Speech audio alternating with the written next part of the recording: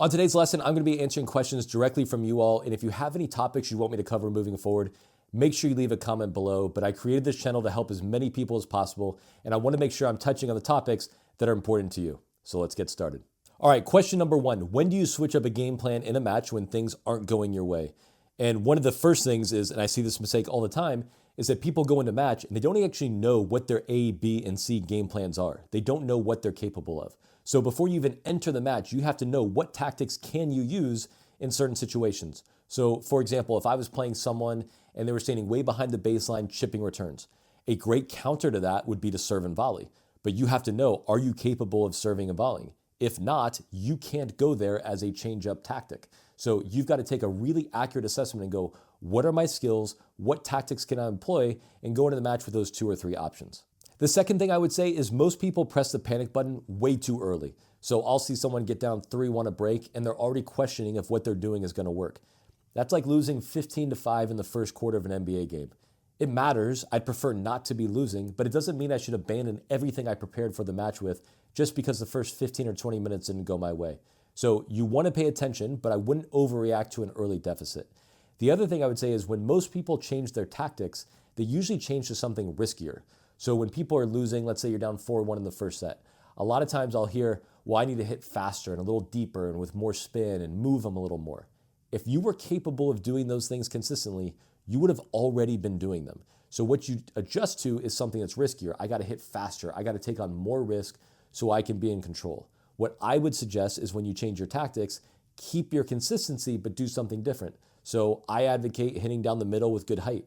Well, maybe you do that with a slice now. Maybe you go even higher, right? Maybe you go 1 to the forehand, 1 to the backhand, but through the middle. So you can slightly tweak your tactics, but most people go very, very aggressive, which just leads to missing faster. All right, question number 2. What do we do when we go up against an aggressive net player in doubles?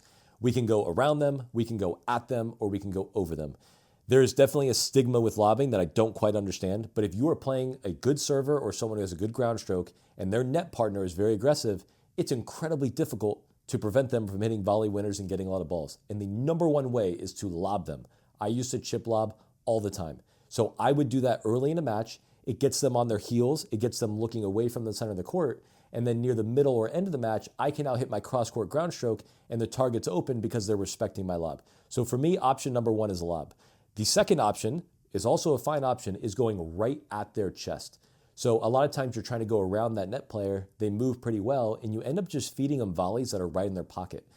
If they want the ball and you go right at them, even though they get the ball, they're jammed up and they're not able to hit as effective as a volley. So option 1 is a lob, option 2 is right at them, but what most people do is they want to go around someone, they end up feeding them easy volleys, and even worse, they get errors. And that's where real net players feast on, your anxiety, your stress, and your mistakes. So the last thing I would say there is, even though they might hit some winners, don't stress out so much that you end up just donating them free points.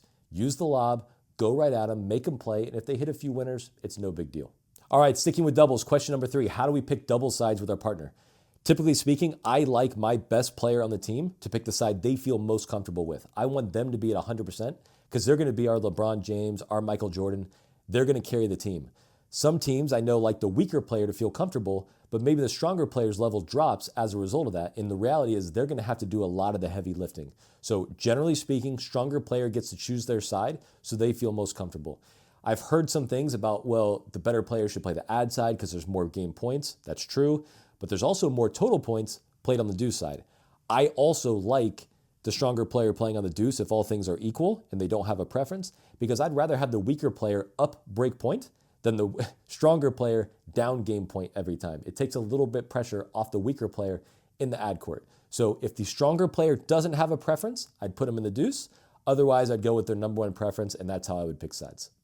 All right, how do we handle nerves in a match? Everybody is nervous. We all deal with this.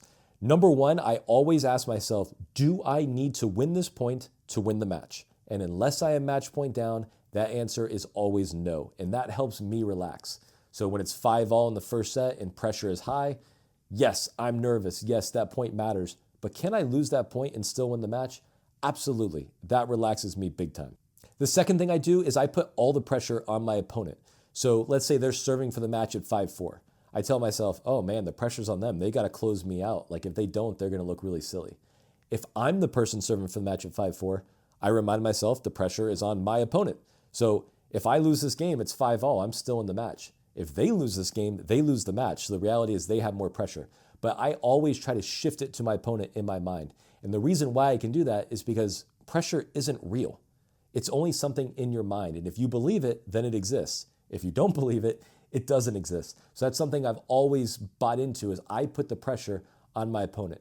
So let's say you go out and you're serving a bucket of balls on your own at a court.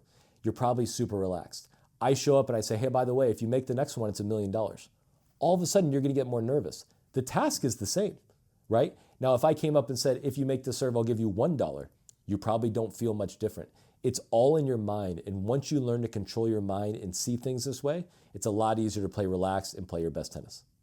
All right, how do we beat a stronger player? Number one, realize it's not going to happen all the time. If they're legitimately stronger, they're going to beat you more times than you beat them out of 10. That's okay.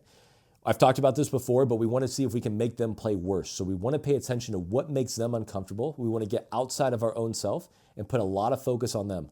Do they like to play fast in between points? Cool, we're going to take our time and play slow.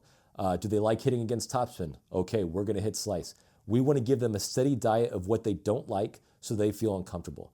The second thing we really want to make sure we remember is that we are likely their least favorite match to play. So there are 4 situations. You can play someone way better than you, which most people don't mind. There's no pressure, but you also know you're not going to win. What most people like is to play someone slightly better than them, so there's no pressure, but they know they're good enough to win. The match everyone hates to play is someone who's just slightly worse than them because they feel pressure to win since they're the better player, but they also deep down know that that player is good enough to beat them sometimes. And the match that bores us is when you play someone way, way below.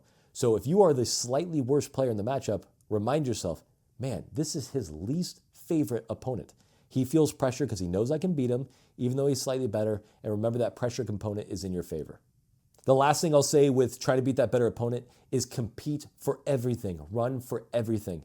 What relieves pressure is when you feel like your opponent gives you things for free. They either miss quickly, they get mad, they donate a few games. That takes a lot of pressure off. When your opponent thinks they have to win every single point and that you're not going to give it to them, that pressure greatly increases. And since they're the better player and they might already be feeling a little pressure, that's a big deal. So fight for every point and make it incredibly difficult for them. Like I said, I'm going to be running mailbags like this once a month at least. So if you have any topics you want me to cover, leave me a comment. Let me know. I love coaching you guys on YouTube, and I hope you enjoyed this episode.